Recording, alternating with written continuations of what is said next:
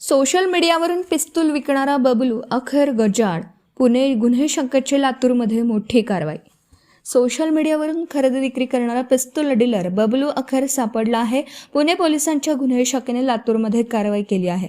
पिस्तूलचा भलताच शौक असलेल्या बबलूचे सोशल मीडियावर अनेक फोटो समोर आले आहेत. इंस्टाग्रामवर फोटो अपलोड करून पिस्तुलांची खरेदी विक्री करत होता.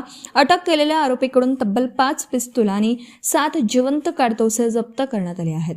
पुण्यासह राज्यातील अनेक गुन्ह्यात आरोपीचा सहभाग आहे. गोळीबाराच्या घटनांमध्ये वापरले गेलेले पिस्तूल हे बबलूने विक्री केले.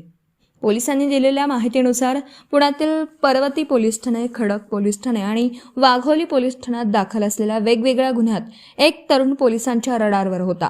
संबंधित तरुण हा पिस्तूल विक्रेता असल्याची माहिती पोलिसांना होती. शेख अहमद उर्फ बबलू सूरज सय्यद असं या तरुणाचं नाव असून तो पुण्यातील बिबवेवाडी भागात राहणारा आहे. पुण्यातील अनेक गोळीबाराच्या घटनांमध्ये वापरले गेलेले पिस्तूल हे बबलूने विक्री केल्याचं याआधी सुद्धा तपासातून समोर आलं होतं. या अनुषंगाने पुणे पोलीस त्याचा शोध घेत होते. गुन्हे शाखेच्या पोलिसांना बबलू हा लातूर जिल्ह्यातील एका गावात लपल्याची माहिती मिळाली होती. यानुसार गुन्हे शाखेच्या खंडणी विरोधी पथकाने लातूरमध्ये जात सापळा रचून त्याला ताब्यात घेतला. पिस्तूल विक्रेता यांच्या संपर्कात. त्याच्याकडे अधिक तपास करता बबलू हा सोशल मीडियावरून गावठी पिस्टल सोबत फोटो काढून ते प्रसारित करत होता व पिस्टल व काडतुसे यांची खरेदी विक्री बाबत इंस्टाग्रामवरून संपर्क साधत होता, अशी माहिती पोलिसांनी दिली आहे.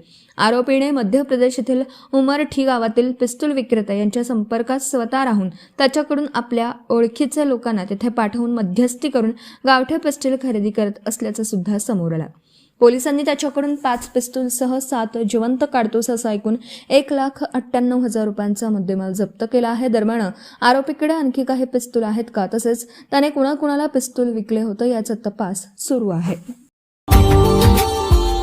Subscribe now and press the bell icon. Never miss an update.